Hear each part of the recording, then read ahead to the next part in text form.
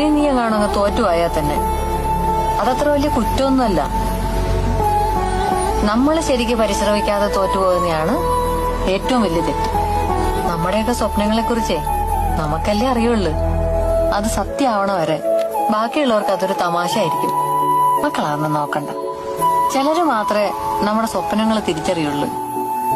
അതിനുവേണ്ടി നമ്മുടെ കൂടെ നിൽക്കുള്ളൂ. നമ്മൾ അവരുടെ അടുത്ത് കൂട്ടുകൂടണം. അപ്പോ അവർക്കൊപ്പം നമ്മളും വളരും, നമ്മുടെ സ്വപ്നങ്ങളും വളരും. ഇങ്ങനെ മനസ്സിൽ കാണണതെല്ലാം ഒരു കഷ്ടപ്പാടുകളും ഇല്ലാതെ ചുമ്മാ അങ്ങ് നടക്കുമെന്ന് മോള് വിചാരിക്കല്ലേ. തടസ്സങ്ങളും ബുദ്ധിമുട്ടുകളും ഒക്കെ ഉണ്ടാവും. നമ്മളെ തളർന്നു പോകില്ല.